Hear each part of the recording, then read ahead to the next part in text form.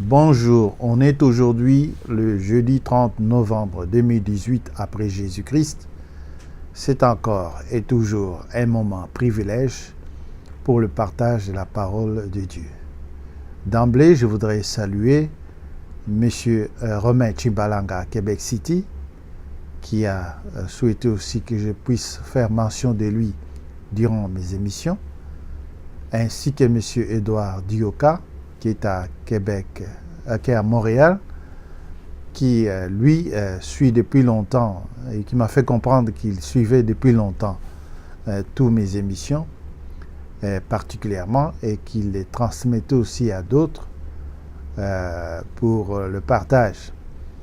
Je le salue donc lui chaleureusement ainsi que son épouse maman Isabelle ainsi que leurs merveilleux enfants.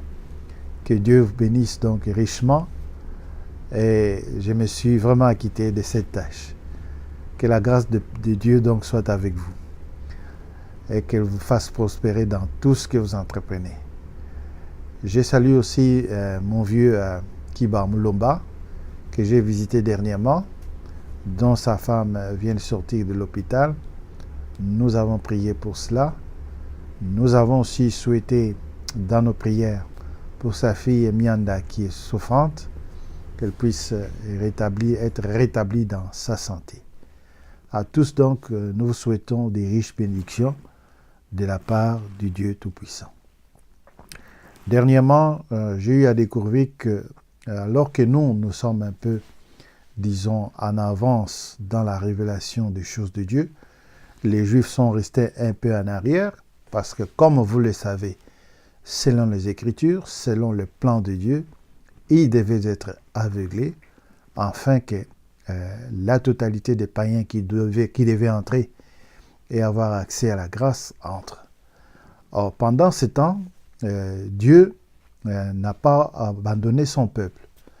Et nous verrons comme plus tard, pendant la période où Dieu travaille avec la sagesse de l'homme, Dieu se révèle aussi à son peuple, les Juifs, pour les faire avancer dans la compréhension des choses, parce que nous devons tous arriver à l'unité de la foi et de la connaissance du Fils de Dieu. Mais maintenant, là, pour tous les mystères, comme nous pouvons le voir, nous pouvons aussi le constater un peu plus tard, en ce qui concerne tous les mystères de Dieu, nous sommes au même niveau avec eux. La seule chose qui nous différencie, et qui n'ont pas, le seul mystère auquel ils n'ont pas encore accès, c'est de percevoir que le Jésus de Nazareth, c'est lui le Machia, c'est lui le Messie.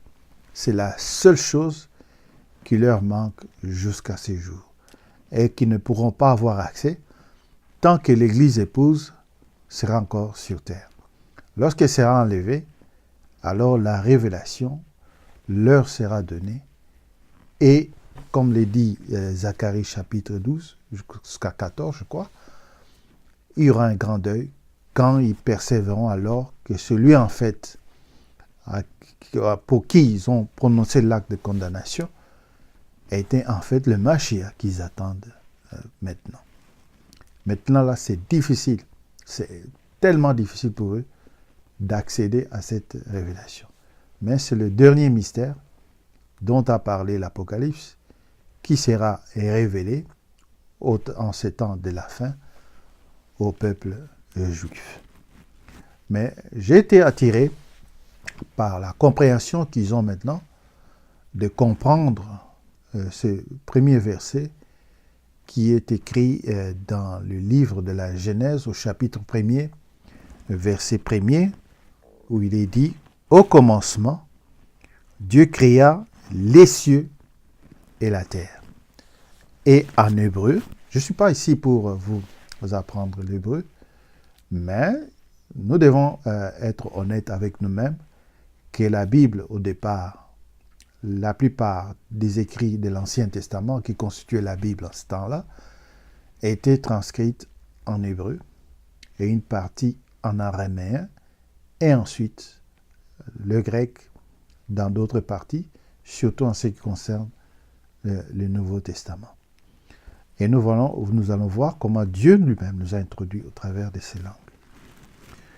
Et aussi dans nos propres langues aussi. Alors, en hébreu, la partie originelle, c'est écrit ainsi. Donc, au commencement, Dieu créa les cieux et la terre. En hébreu, c'est Bereshit bara Elohim et Hashahaim vet haaretz. Mais ce qui a intrigué les raves ou les rabbins juifs, c'était de retrouver le mot, par exemple, Bereshit bara Elohim, au commencement Dieu, et Hashahaim vet haaretz, au commencement donc Dieu créa les cieux et la terre. Hashahaim veut parler du ciel et haaretz la terre. Mais il y a dans les textes originaux, ça les intrigue de trouver le mot etz entre Elohim, Hashahaim et vet haaretz, c'est-à-dire avant le mot Hashahaim qui parle du ciel et le mot la terre qui est haaretz. Il existe entre ces deux mots, c'est-à-dire après qu'on ait dit au commencement Dieu créa, donc au commencement Dieu créa, il y a le mot ETH qui est etz, et on parle du ciel qui est Hashahaim, et ensuite après, il y a encore le mot et qui entre encore, avant qu'on puisse parler de la terre. Alors, ça les a tellement intrigués que ce n'est que récemment qu'ils ont compris en fait que le mot « et » fait allusion aux 22 lettres de la langue de l'alphabet hébraïque. Parce que vous savez, je crois que le français c'est avec 26 ou 24, 26 lettres, mais dans l'alphabet hébraïque, c'est constitué de 22 lettres.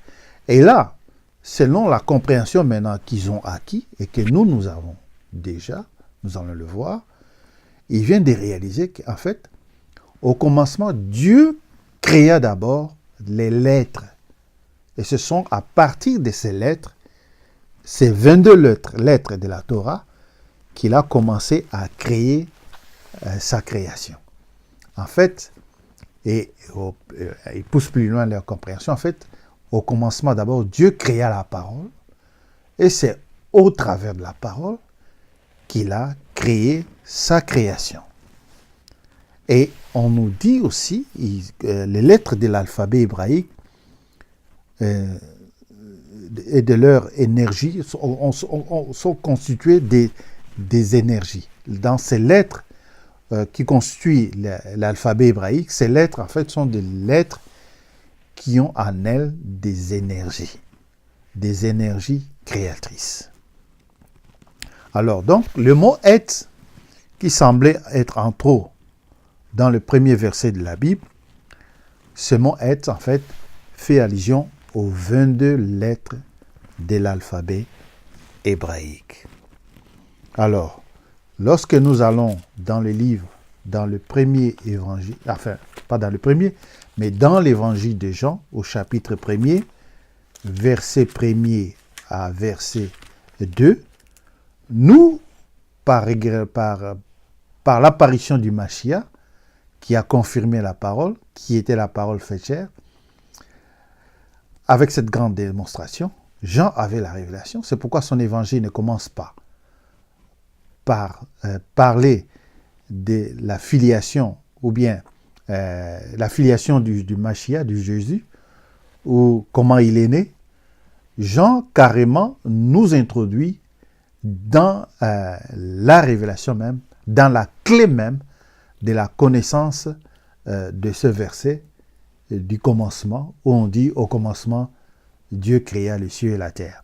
Et en fait, Jean, lui, nous donne la clarté en ce qui concerne ce mystère qui était tout le temps caché à partir de ce premier verset donc du livre de la Genèse. Il dit aussi, au commencement était la parole, et la parole était avec Dieu, et la parole, en fait, était Dieu. C'est ce qu'il veut dire par là au chapitre 1er, verset 1er de son évangile.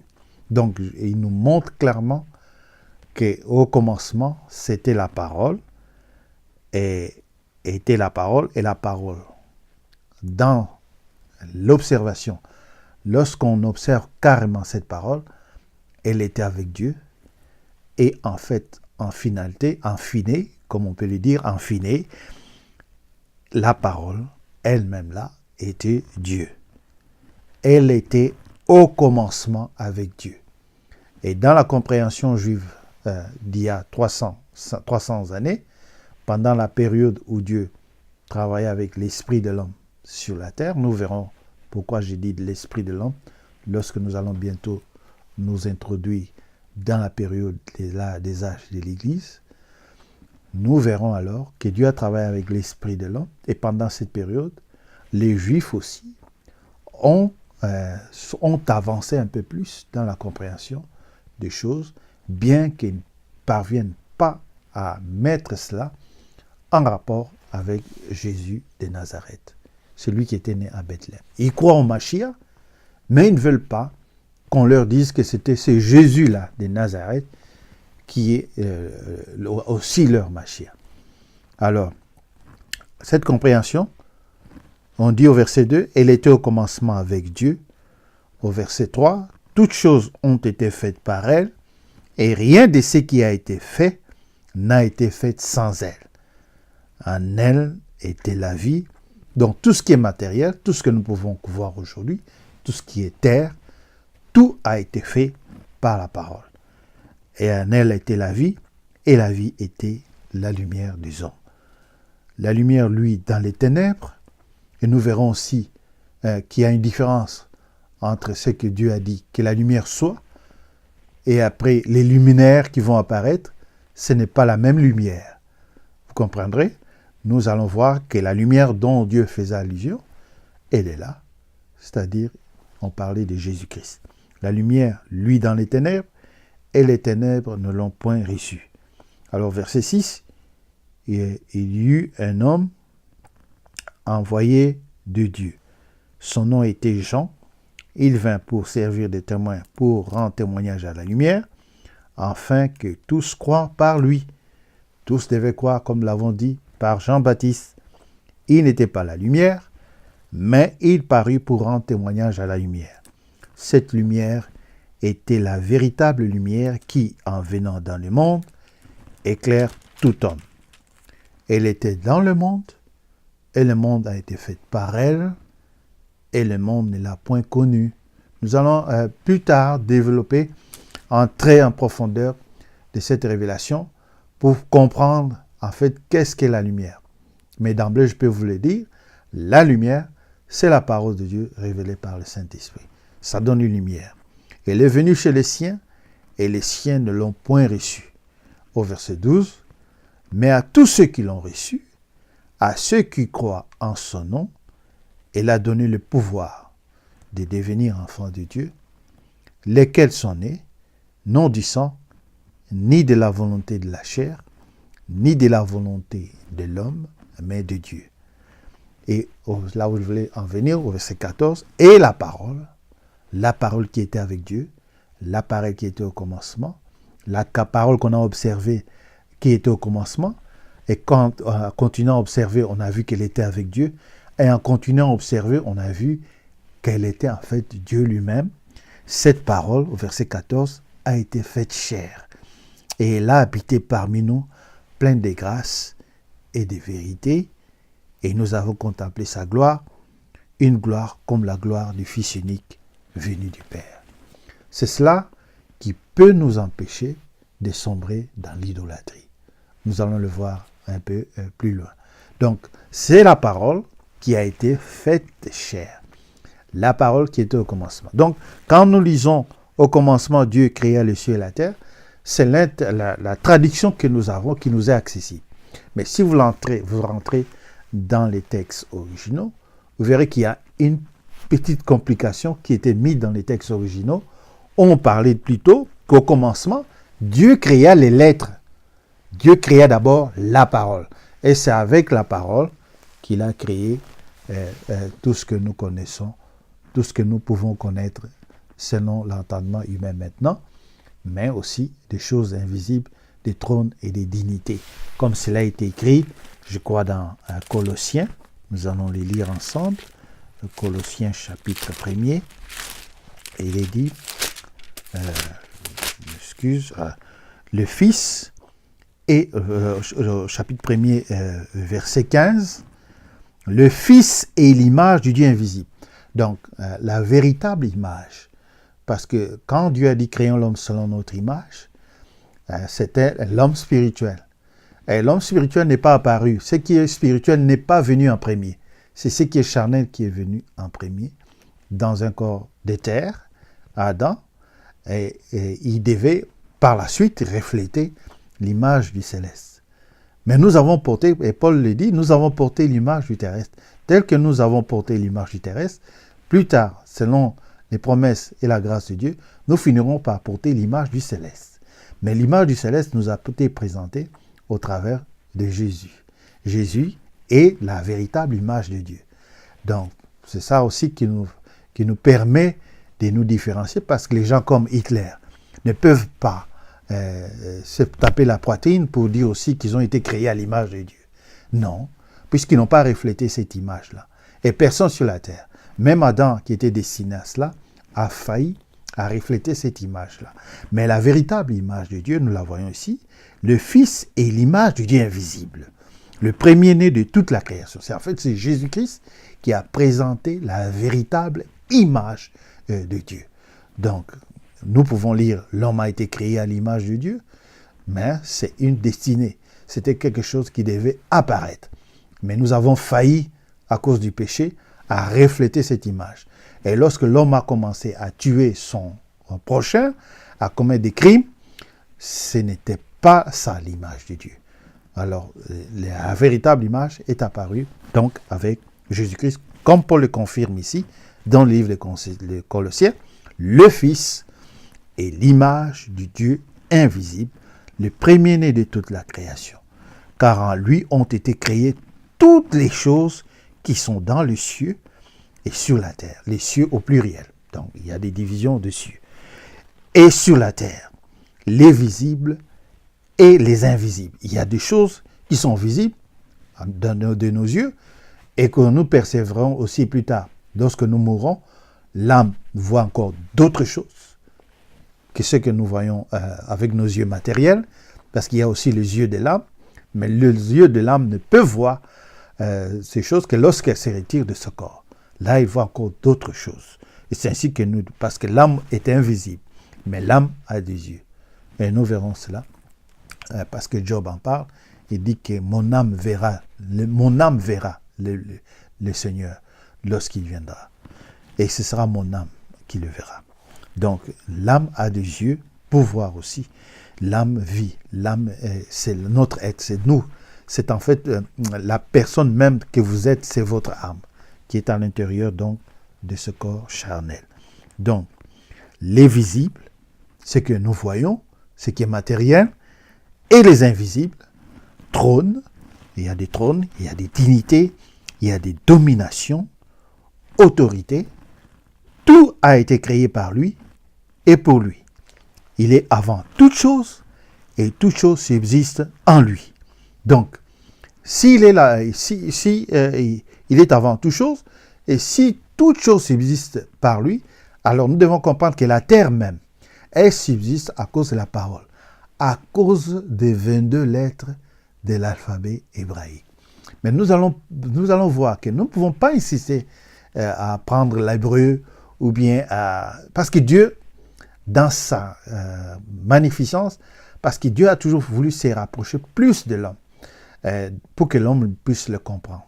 Et il le fait aussi dans les langues qui nous appartiennent chacun selon ses tribus, selon sa tribu, les tribus qui sont innombrables et qui sont dispersées à travers toute la terre. Donc, Dieu sera accessible en se rapprochant de l'humain dans la compréhension qui lui est accessible pour qu'il puisse le saisir lui. Nous allons le voir au fur et à mesure que nous étudions ensemble sa parole. Donc, tout a été créé par lui et pour lui. Il est avant toute chose et toute chose subsiste en lui. Donc, si la terre subsiste aujourd'hui, c'est à cause de la parole. Sinon, on peut disparaître d'un moment à l'autre. Et si nous subsistons aussi, c'est parce qu'aussi il y a des gens qui brandissent la parole. C'est pourquoi la terre demeure telle qu'elle est là. Sinon, elle pourrait disparaître. Parce que c'est ce que la parole de Dieu dit. Tout a été créé par lui. Il est avant toute chose et toute chose subsiste en lui. Il est la tête du corps de l'Église. Il est le commencement, le premier-né d'entre les morts, afin d'être en tout le premier. Car Dieu, dans sa volonté, dans sa souveraineté, a voulu faire habiter toute plénitude en lui. Il a voulu par lui, tout réconcilier avec lui-même.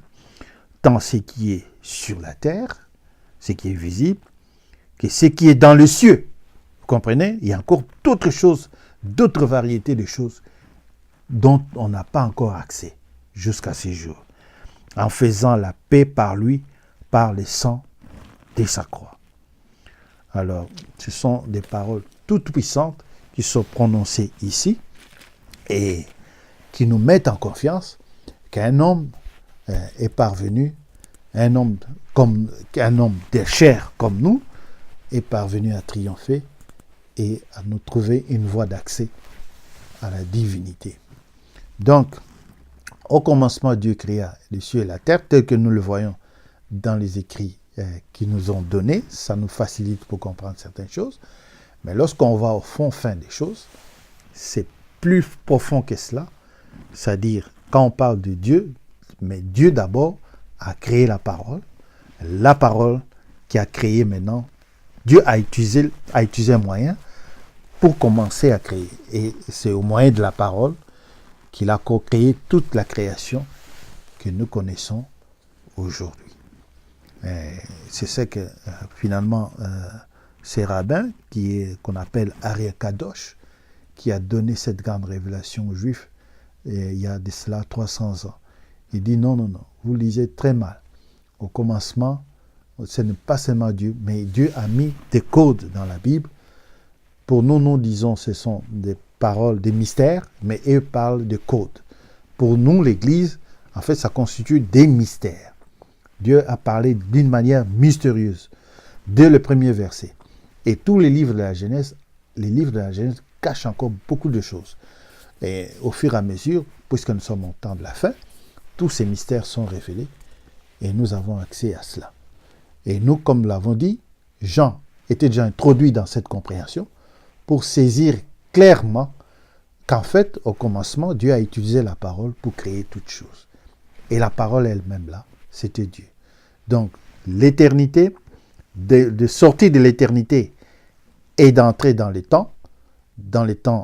l'espace-temps, c'est cette période qu'on appelle au commencement. Quand Dieu a pris une forme pour être visible, on dit alors que c'est cette période-là qu'on appelle le commencement. Quand il a pris cette forme pour se faire voir à sa création, et il a commencé à créer à partir de là. Et cette période dit au commencement était la parole, et la parole était avec Dieu. Alors, ils ont compris donc que le verset, comme nous l'avons lu dans leur langue, Bereshit, bara Elohim, au commencement, Dieu créa le ciel et la terre. Donc, Bereshit, bara Elohim, Ashahaim, Ve'aretz, c'est cela que nous lisons dans nos Bibles. Mais non, dans les textes originaux, il y a le mot Etz qui dit Bereshit bara Elohim Etz Ashahaim Vet Aret. C'est-à-dire au commencement, Dieu utilisa la parole pour créer les cieux et la terre. Alors, cela nous introduit carrément, nous aide aussi plutôt à avoir une position franche par rapport à l'idolâtrie. nous devons échapper à l'idolâtrie. Parce que si Dieu s'est présenté dès le commencement que c'était lui seul qui a créé les cieux et la terre au travers ou au moyen de la parole, alors cela nous désengage par rapport à tout ce qui est idolâtrie. Et dans Ésaïe, au chapitre 43, nous allons voir cela.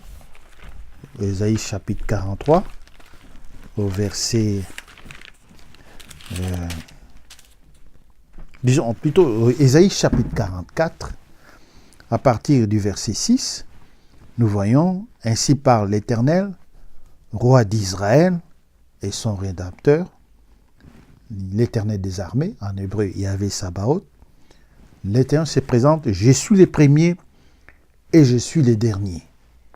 Et hors moi, il n'y a point de Dieu. Vous voyez? Qui a, comme moi, fait des prédictions, qui les déclare et me le prouve, depuis que j'ai fondé le peuple ancien, qu'ils annoncent l'avenir et ce qui doit arriver. Lui, dès le départ, a annoncé des choses. Et ces choses sont en train d'arriver. Il avait annoncé l'arrivée des 4 royaumes, 4 empires sur la terre, avant que ces empires n'apparaissent. Et cela a eu lieu. Et cela est en train d'avoir encore lieu, puisque le dernier empire est celui dans lequel nous nous trouvons. Et Dieu a montré comment il va toucher, comment il va arriver à la fin. Nous allons le voir lorsque nous allons réellement entrer dans cette période des âges de l'Église. Vous voyez? Donc, le même Dieu qui a annoncé ces choses, il se présente comme étant le premier et le dernier. En fait, je vous annonce déjà que lorsque Dieu se présente comme étant le premier et le dernier, il fait allusion aux lettres dont on vient de parler, aux 22 lettres de la Torah, 22 lettres plutôt de l'alphabet hébraïque. Et pour ceux qui veulent le connaître, ils sont aussi pleinement identifiés dans les psaumes, le psaume 119. Vous pouvez les lire avec moi. On parle de toutes les lettres, de tous les 22 lettres qui constituent cet alphabet dans le psaume 119. Dès le premier verset, il y a un titre, hymne à la parole de Dieu, le psaume 119. La première lettre est mentionnée en haut du titre, la lettre Aleph.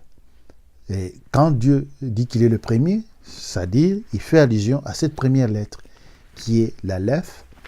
Et quand il dit qu'il est le dernier, il fait allusion aussi à la dernière lettre de l'alphabet hébraïque qui est le Tav.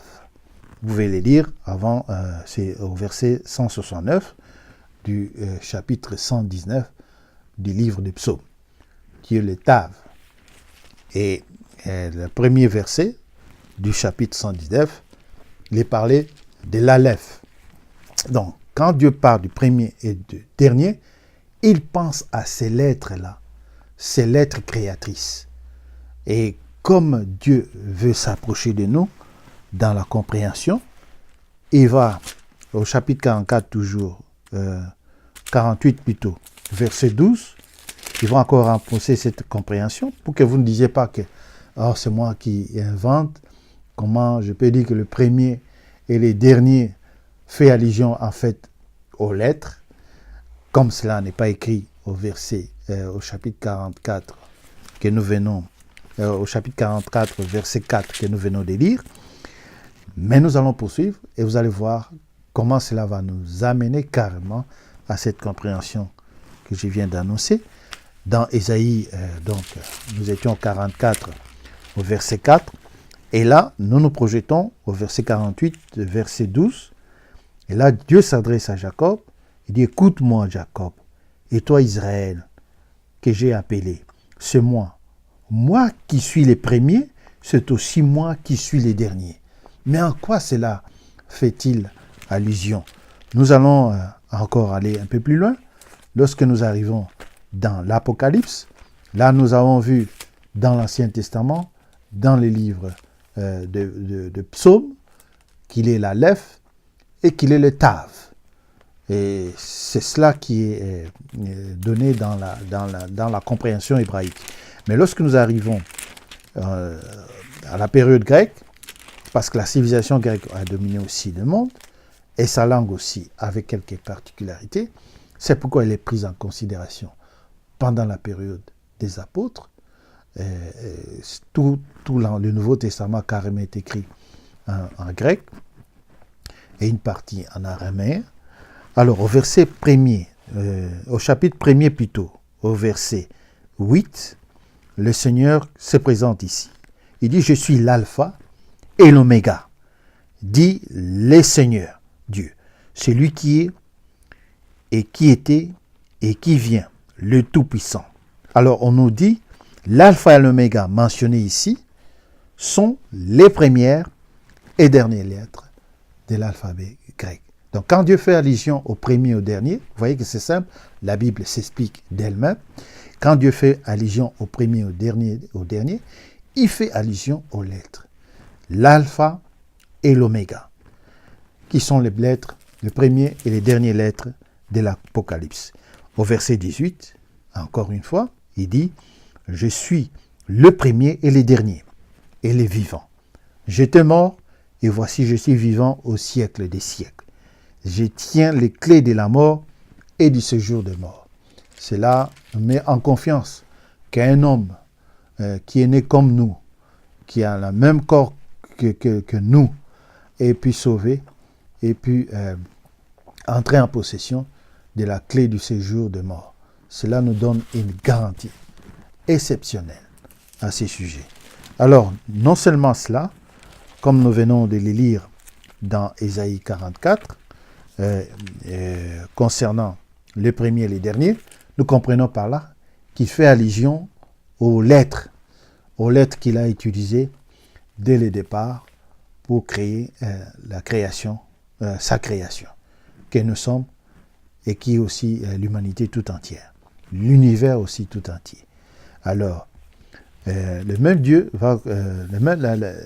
nous sommes encore conduits plutôt à lire encore dans Ésaïe 22, 13, pour avoir encore une confirmation. Au Apocalypse 22, verset 13, il dit « Je suis l'alpha et l'oméga ». Et il va expliquer, les paroles qui vont suivre là vont expliquer carrément tout ce que nous avons développé jusqu'à présent. Je suis l'alpha et l'oméga, c'est-à-dire le premier et le dernier, c'est-à-dire encore le commencement et la fin. Donc, quand nous lisons au commencement, Dieu créa les cieux et la terre, nous comprenons par là, avec les textes originaux, qu'au commencement, en fait, Dieu créa avec la parole. Il est le commencement et il est la fin. Amen. Que Dieu bénisse donc dans la compréhension juste de sa parole. La parole de Dieu est claire, elle est simple dans la manière les choses qui s'emboîtent les unes les autres et qui donnent la clarté. C'est cela en fait la lumière. Et quand la lumière vient, elle chasse tous les ténèbres et les mauvaises compréhensions qu'on avait dès le départ. Et là, c'est l'idolâtrie qui s'enfuit. Alors, non seulement cela, lorsque nous comprenons alors que Dieu a utilisé les lettres, c'est-à-dire les Écritures, ou bien la parole, pour créer toute chose, et qu'il est entre la première lettre et la dernière lettre, c'est-à-dire que tout ce qui est au milieu là, ça lui appartient. Vous comprenez? Donc, Dieu a utilisé sa parole pour créer toute chose. Et sa parole, et c'est ça qui est très mystérieux, elle est devenue un homme. Et comme nous l'avons dit dans Jean chapitre 1er verset 14, la parole a été faite chair et elle a été au milieu de nous pleine de grâce. Les apôtres ont vécu, ils ont eu à expérimenter cela. Nous aussi, au travers des Saintes Écritures, comme cela est écrit dans le livre de Romains au chapitre 15, au verset 4, il est dit, or, tout ce qui a été écrit d'avance l'a été pour notre instruction, afin que, par la patience, suivez bien, et par la consolation que donnent les Saintes Écritures, lorsque vous venez dans la parole de Dieu, particulièrement, moi, c'est l'expérience que j'ai. Chaque fois que je viens dans la parole de Dieu, je sens un esprit de patience. Je ne me sens plus prêt à être pressé à faire telle chose. Je sens que Dieu contrôle tout dès ce moment où mes pensées reposent sur la parole de Dieu. Tous les problèmes, toutes les situations difficiles dans lesquelles nous sommes enchevêtrés, toutes les tensions, tous les stress, cessent dès les moments où nous plongeons nos regards dans la parole de Dieu. Et cela est confirmé ici, Romains, chapitre 15, verset 4. Pour ceux qui croient, qui pensent que nous inventons des choses, lorsque vous venez dans la parole, faites cette expérience-là. Vous verrez vraiment que nous sommes en présence de quelque chose de surnaturel avec les Saintes Écritures. Et là, il dit, tout ce qui a été écrit d'avance, l'a été pour notre instruction, afin que par la patience et par la consolation que donnent les Écritures, comme nous venons de les lire, donnent la patience et aussi consolent. C'est vraiment quelque chose de grandiose, d'extraordinaire lorsque on lit de telles paroles et qu'on les expérimente. Comme je vous l'ai dit, il est possible d'expérimenter la parole ainsi. Vous venez, vous avez la bonne compréhension des choses, le Saint-Esprit vous conduit dans la lecture des Saintes Écritures, la patience va s'employer à entrer en vous. Comme l'est dit quelque part dans le livre d'Habakkuk, qu'on devait lire couramment une prophétie, et celui qui va la lire n'aura plus hâte de courir par-ci, par-là. C'est-à-dire, maintenant, il est conscrit, il est dans une position j'ai oublié le mot, dans une position circonspecte. J'espère bien avoir prononcé le mot. Il est bien encadré. Il n'a plus le temps d'être tiraillé par-ci, par-là, par tout vent des doctrines. Comme cela aussi est écrit dans le premier psaume. Il est comme un arbre planté près des courants d'eau. Ce ne sont pas les courants d'eau qui l'alimentent. Non. Les courants d'eau sont les contradictions qui passent par-ci, par-là et qui tendent à les renverser. Et c'est ce qui fait que malgré tous ces courants d'eau, il tient ferme dans la parole de Dieu. Donc, par la patience et par la consolation que donnent les Écritures, nous possédions l'espérance. Mais regardez le verset qui suit, le verset 5, que le Dieu de la persévérance et de la consolation. On nous a dit, d'abord au verset 4, que ce sont les Écritures qui donnent la patience, qui donnent la consolation. Mais en même temps, au verset 5, on nous montre qu'en fait, c'est Dieu, le Dieu de la persévérance, c'est en fait lui qui console, le Dieu qui est le Dieu de la persévérance et de la consolation, vous donne d'avoir les mêmes sentiments les uns envers les autres, selon Jésus-Christ. Donc, il n'y a pas deux choses ou bien deux entités qui nous consolent. C'est en fait une seule entité. C'est les Écritures. En fait, les Écritures, c'est Dieu lui-même. Amen. Les lettres, c'est Dieu lui-même. La parole, c'est Dieu lui-même, en fait. C'est Dieu lui-même qui console. Ce sont les Écritures, en fait, qui consolent, qui donnent la patience. Voilà pourquoi nous disons que la Bible, c'est la parole de Dieu. Mais maintenant, si vous la combattez et vous la méprisez, vous dites c'est un livre que les hommes ont inventé, vous vous mettez en dehors du processus divin. Vous vous mettez en dehors du projet divin. En fait, c'est cela. Et dans 1 Thessaloniciens, au chapitre 4, nous allons voir aussi comment l'apôtre parle d'ici. Au chapitre 4, 1 Thessaloniciens, chapitre 4, verset 13, il dit « Nous ne voulons pas, frères, que vous soyez dans l'ignorance au sujet de ceux qui sont décédés. » Si vous dites que c'est un livre des hommes, vous serez dans l'ignorance par rapport à ceux qui sont décédés. Et nous ne voulons pas sombrer avec vous dans cette ignorance-là. C'est votre affaire de rester dans l'ignorance. Mais nous tenons d'autant plus ferme à la révélation de la parole de Dieu.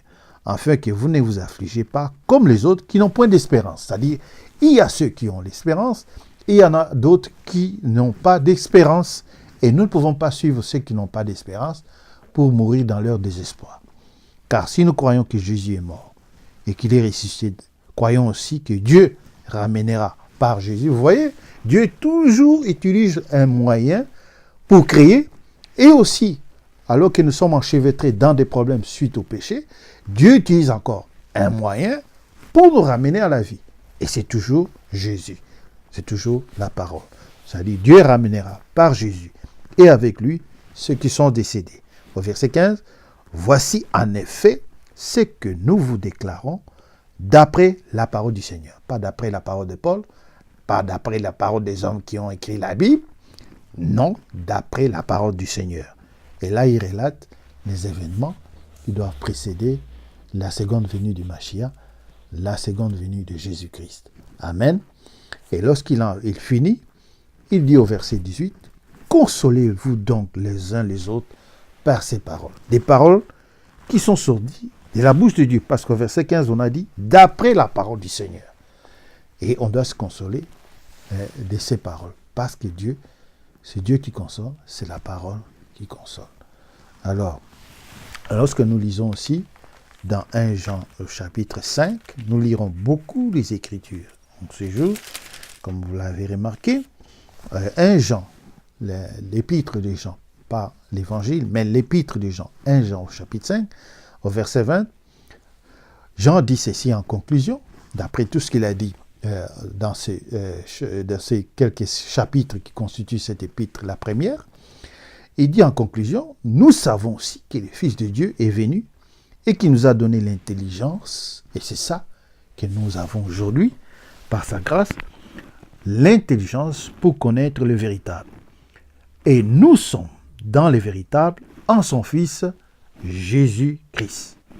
C'est lui qui est le Dieu véritable et la vie éternelle. » Et par rapport à cela, au verset 21, il dit, « Petits enfants, gardez-vous des idoles. » Donc si au commencement, Dieu a créé les cieux et la terre, nous devons toujours, en consultant la Bible, en allant avec l'histoire biblique, qui nous amène jusqu'à notre époque, nous allons y arriver. Lorsque cela nous amène jusqu'à notre époque, nous devons toujours aller avec la trace divine et nous éloigner de tout ce qui n'est pas en rapport avec celui qui a parlé dès le commencement. Il a traversé des âges, des époques, il est resté le même Dieu, le même hier, aujourd'hui et éternellement. Et c'est lui qui amène son œuvre jusqu'à son achèvement. S'en éloigner dans la compréhension, dans des autres foi, dans des religions, dans des interprétations, c'est manquer carrément à la parole de Dieu et c'est tomber dans l'idolâtrie. Nous allons le voir, même dans l'Ancien Testament, avant de faire une idole, c'était d'abord précédé par une interprétation. Vous comprenez? Comme ici, quand nous allons dans le livre de la Genèse, au chapitre 3, nous voyons par là, d'abord le serpent les a induit nos premiers parents en erreur à cause d'une interprétation. Il a ajouté des mots. Vous ne mourrez pas, alors que Dieu a dit vous mourrez. Si vous mangez de tel arbre, vous mourrez. Mais l'interprétation est venue avec le mot n'est pas. Et l'interprétation a été suivie par une religion. Au verset 7 du chapitre 3, les yeux de l'un et de l'autre s'ouvrirent, ils connurent qu'ils étaient nus, et ayant cousu de feuilles de figuier, ils s'enfirent des ceintures. Tout cela pour paraître bien dans la présence de Dieu. Mais lorsque la voix de Dieu a commencé, la parole a commencé à venir pour la communion du soir, chaque fois, dans les jardins d'Éden, ils n'ont pas pu résister. Parce que là, ils étaient rendus ténébreux. Ils n'acceptaient plus la présence de la lumière et ils sont partis se cacher. Et c'est ainsi qu'il y a eu un interrogatoire qui a abouti à la condamnation du serpent et aussi aux douleurs pour la femme. Et à cause de ce qu'Adam a accepté, la terre dans laquelle nous vivons a été maudite. Vous comprenez? C'est la terre qui a été maudite. Adam n'a pas été touché, mais la terre a été maudite. Or, comme ils étaient faits, ils étaient constitués de la terre, c'est ainsi que nous mourrons maintenant. Nous avons commencé à mourir. Adam a commencé à mourir et toute sa descendance aussi. Donc, et au verset 20, on dit, au chapitre 3 toujours de Genèse, Adam donna à sa femme le nom d'Ève, car elle était la mère de tous les vivants. Et l'Éternel fit à Adam et à sa femme des habits de peau, et il les en revêtit. C'est-à-dire, Dieu a corrigé la situation. Après que le péché soit entré, l'homme a pensé que ce sont les feuilles de figuier, c'est-à-dire une religion qu'il a conçue lui-même, selon son interprétation. Ça, c'est l'idolâtrie, parce que ça ne venait pas de Dieu. Après la chute, il fallait se référer encore à Dieu, et que Dieu trouve le moyen pour nous ramener à lui. Pas nous-mêmes nous débrouiller, alors que nous sommes déjà fautifs dans nos choix, nous sommes déjà coupables dans nos choix, et on ne peut plus continuer à avoir un bon choix. Et c'est ainsi que Dieu, dans sa grâce, va lui-même montrer le moyen par lequel il peut rétablir la communion et la relation avec sa personne. C'est ainsi qu'on dit que lui-même fit des habits de peau, pas des feuilles de figuier, qu'Adam avait conçu comme idée pour arriver à Dieu. Et lorsque nous allons, par exemple, dans Exode 32, toujours, nous avons découvert, et c'est ça qui est particulier, à la lecture des livres de rois et de la période des enfants d'Israël dans la terre de la promesse, et à la conduite de leur roi, nous avons pu constater qu'en fait, toute idolâtrie est précédée par une interprétation carrément humaine. Et c'est ça que nous trouvons par exemple ici, comme nous l'avons dit pour Adam, après la chute, comment il s'est fait des feuilles de figuier, alors que la correction est arrivée après, ce sont des habits de peau, c'est-à-dire Dieu a dû immoler un agneau pour leur péché, pour rétablir la communion ou la relation avec sa personne. Alors nous allons lire un peu au chapitre 32, verset 1er, et je pense que nous allons nous arrêter là parce que les temps coulent plus vite, parce que ces sujets, nous ne pouvons pas aller trop vite, et je pense que Dieu veut que nous restions un peu là-dessus, parce que ça nous a ouvert beaucoup d'esprit, dans l'esprit et dans la compréhension juste des choses, le comportement des enfants d'Israël dans le terrain de la promesse, et aussi notre comportement au travers des âges avec la promesse du Père qui est le baptême du Saint-Esprit. Comment nous aussi nous avons failli dans la conduite des choses divines. Et jusqu'à ce jour où nous sommes pleinement dans plein de scandales et de comédies religieuses. Nous allons y arriver. Mais alors ici, au chapitre 32 d'Exode, on dit ici, voilà comment la conception de l'idolâtrie va s'introduire. C'est toujours par une interprétation, comme nous l'avons dit. Le peuple, voyant que Moïse tardait à descendre de la montagne, voilà ce qui va les conduire, voyant que Moïse tardait à descendre de la montagne, s'assembla autour d'Aaron et lui dit, « Allons, fais-nous un Dieu qui marche devant nous, car c'est Moïse, cet homme qui nous a fait sortir du pays d'Égypte, nous ne savons ce qu'il est devenu. » Aaron lui dit, « ôtez les anneaux, leur dit, ôtez les anneaux d'or qui sont aux oreilles de vos femmes et de vos fils et de vos filles, et apportez-les-moi. » Et tous ôtèrent les anneaux d'or qui étaient à leurs oreilles, et il les apportait à Aaron. Il les reçut de leurs mains, jeta l'or dans un moule, et fit un veau en métal fondu. Et ils dirent, Israël, voici ton Dieu qui t'a fait sortir du pays d'Égypte. Or, si vous lisez l'histoire de la Genèse jusqu'à leur sortie d'Égypte, vous verrez que Dieu les a conduits avec un prophète et avec la colonne de feu pour la nuit. Et la même colonne de feu, pendant le jour, était une colonne de nuit. Ils ont vu tout cela, ils ont traversé la mer Rouge, ils ont été conduits dans le désert, ils ont commencé à manger la manne, et malgré cela, juste un moment où rien de matériel n'apparaissait plus, l'homme a perdu confiance. L'homme dans ce corps aime toujours voir du concret, du matériel. Mais il a toujours de la difficulté d'accéder au spirituel de par lui-même. S'il a une conviction, une parfaite révélation de Dieu, ça c'est bon. C'est pourquoi nous essayons, au moyen des Écritures, de communiquer avec vous des paroles de grâce pour que vous accédiez à la véritable révélation de la parole de Dieu, à laquelle vous serez réellement, vous êtes connecté réellement avec le Dieu véritable. Sans cela, vous allez sombrer toujours dans des interprétations, dans des compréhensions purement humaines et qui vous amèneront toujours loin de la parole de Dieu. Vous voyez ces gens, juste un moment où il n'y a rien, ils ont perdu confiance et ils ont voulu quelque chose de réel qui soit constamment devant eux et en lequel ils pourront mettre une certaine confiance. Mais ça vient de vous. Ça ne vient pas de l'éternité, ça ne vient pas de celui qui est supérieur. Ça vient de votre compréhension d'homme charnel et mortel. Il faut que ça vienne de celui qui est immortel, celui qui est puissant, celui qui a créé toutes choses, celui qui a conduit toutes choses, qui a annoncé les choses en avance, pas des choses après coup. Parce que ça, c'est après coup. Vous êtes sorti avec Dieu, qui vous conduisait dans une colonne de feu ou une colonne de nuée, et là, subitement, vous imaginez quelque chose, et c'est à partir de cela que vous allez baser votre adoration. Ça ne marche pas. C'est pourquoi la vraie foi doit être basée dans les Écritures. Comme nous avons dit, c'est elle qui donne la patience et qui console. C'est elle qui donne la révélation.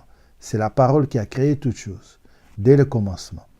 Toutes choses, et rien de ce qui existe n'a été créé sans elle. Vous comprenez? Alors, lorsqu'Aaron vit cela, il bâtit un autel devant lui et s'écria « Demain il y aura fête à l'honneur de Yahvé ».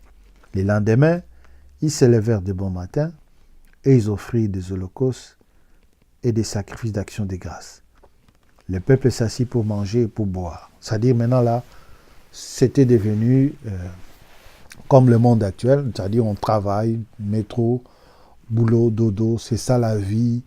Et puis après, on s'en va en vacances. C'est tout ce qu'on a à vivre, aller au restaurant, aller au cinéma, organiser notre vie. C'est cela qu'ils ont commencé à faire. Et quant à ce qui concerne l'adoration au Créateur, c'est là ils ont mis de côté. C'est ce que signifie cette adoration de vous. Au verset 4, il leur dit « Il reçut de leurs mains, jeta l'or dans une moule et fit un veau en métal fondu. Et ils dirent « Israël, c'est eux-mêmes. Israël, voici ton Dieu qui t'a fait sortir du pays d'Égypte. » Une interprétation. Parce que cela ne coordonnait plus avec ce qui s'est passé réellement. Ce n'est pas ce veau d'or-là qui les a conduits hors d'Égypte, qui les a nourris, qui les a entretenus. Ce n'est pas ce veau-là. Mais ils ont voulu se donner une illusion, quelque chose à laquelle ils pouvaient croire, et de bonne foi, peut-être, mais ça ne reposait pas sur la vérité. Donc c'est cela qui va constituer tout ce qui va arriver comme déviation dans le futur de l'histoire de l'humanité. Les gens vont toujours, même en étant dans le terrain de la vérité, les gens vont toujours imaginer d'autres choses qu'ils vont inclure à la parole de Dieu. Et sans s'en rendre compte, cela va les éloigner de la pensée originale divine. Et c'est à cela qu'on nous met en garde. Petits enfants, gardez-vous des idoles. Donc au commencement était la parole, et la parole a créé toutes choses. La parole était avec Dieu. La parole là, continuez à la voir, en la scrutant, vous allez constater que c'est Dieu elle-même. Et comme nous continuons à lire encore aujourd'hui, c'est elle qui console, c'est elle qui donne la patience, c'est elle qui forme les caractères, c'est elle qui donne la vertu, c'est elle qui construit l'homme, la stature de l'homme parfait, c'est-à-dire l'image véritable que nous devons refléter, l'image de Dieu, comme cela nous a été montré par le modèle qui est Jésus-Christ, qui est véritablement l'image de Dieu. Et nous aussi, en ayant la stature parfaite de l'homme construite en nous, c'est à ce moment-là que nous reflétons l'image de Dieu. Et c'est cela qui va nous différencier des autres personnages qui n'ont jamais été l'image de Dieu, comme ces tueurs que nous connaissons tous, des gens comme Staline, comme Hitler, comme tous ces despotes, ces dictateurs-là, ne sont pas à l'image de Dieu, n'ont pas été créés à l'image de Dieu. Ils n'ont pas atteint ce but, cet objectif que nous devons tous atteindre en Jésus-Christ, comment cela est écrit dans Philippiens, au chapitre, dans le livre de Philippiens, on parle de la stature que nous devons atteindre. Alors, il est dit, je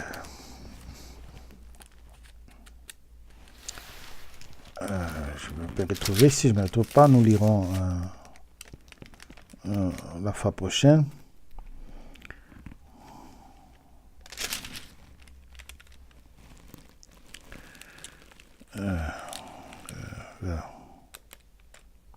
Nous lirons donc la fois prochaine, parce que là, je ne vais pas perdre mon temps à commencer à chercher les Écritures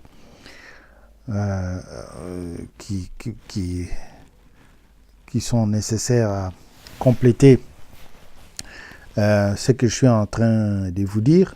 Donc, nous sommes en train d'aller de l'avant jusqu'à refléter en nous l'image divine, l'image du Fils de Dieu. Que la paix donc et la grâce de Dieu soient avec vous. J'avais voulu vous introduire directement encore dans notre sujet que nous avons interrompu, mais nous ne sommes pas écartés. Nous avons fait juste un détour pour nous confirmer dans tout ce que nous avons reçu ces jours-ci concernant la différence entre l'idolâtrie et la vraie foi. Et comment les gens perdent de vue chaque fois ce qui est louable, ce qui est important, pour se plonger dans le chemin de la facilité qui amène en fait à l'éloignement dans la relation avec le Créateur. Que Dieu vous bénisse richement. L'écriture que nous n'avons pas pu vous donner présentement, nous la donnerons donc prochainement lorsque nous nous retrouvons. Que la paix et la grâce de Dieu vous accompagnent donc tous les jours de votre vie. Au nom de Jésus-Christ, le Mashiach. Amen.